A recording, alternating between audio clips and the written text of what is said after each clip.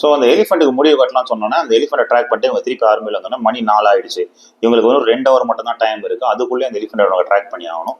ஏன்னு பார்த்தீங்கன்னா சன்லைட்டுக்கு அப்புறம் எலிஃபெண்ட் ட்ராக் பண்ணுறது ரொம்ப ரொம்ப கஷ்டம், ஃபர்ஸ்ட் அண்ட் ஃபார்மோஸ்ட். ரெண்டாவது விஷயம் என்னன்னு பார்த்தீங்கன்னா அந்த எலிஃபெண்ட் வந்து அந்த மோயா ரிவர் வேலி கிட்ட இருக்கு. ஒரு அது கிராஸ் பண்ணிச்சுன்னா நார்த் கோயம்புத்தூர் டிஸ்ட்ரிக்ட்குள்ளே போயிடும். திருப்பி பிடிக்கிறது ரொம்ப ரொம்ப கஷ்டம். அண்ட் இவங்களுக்கு டைமர் ரொம்ப ரன் அவுட் ஆகிட்டு இருக்கு. அதோட ட்ராக்ஸை வச்சு இவங்க ட்ராக் பண்ணி போகிறாங்க.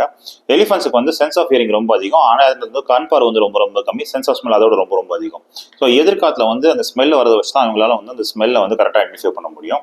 அதுக்காக கிணத்து என்ன பண்ணா கிராஸ் எல்லாம் எடுத்து உருட்டி வச்சுட்டு அதை கீழே போறாரு. எந்த சைடில் வந்து லெஃப்ட்ல ரைட் மூவ் ஆகுதா, ரைட் டு லெஃப்ட் தான் விண்டு மூவ் ஆகுதுன்னு சொல்லி கரெக்டாக கெஸ் பண்றாரு.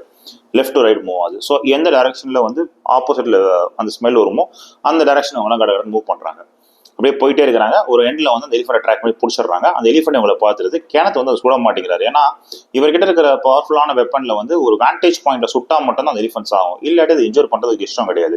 அது க்ளோஸ் ரேஞ்சில் போய் சுடணும் முடிவு பண்ணிட்டு அது கிட்டே ஃபாலோ பண்றாரு. ட்விஸ்ட் அண்ட் டர்ன்ஸ் நடந்துட்டே போயிட்டே இருக்கு. இது வந்து ரொம்ப ட்ராக் பண்ணி போகும்போது மணி 5:05 ஆகுது. இவங்களும் ஃபாஸ்டா ஃபாலோ பண்றாங்க. அந்த எலிஃபெண்டோட அந்த ஃபியர்லும் பிளஸ் ஒரு இன்க்யூஷனும் சொல்றதுனால அதுவும் ரொம்ப கடகடன்னு மூவ் ஆகுது. இப்படியே வந்து கதை போயிட்டு இருந்திருக்கு.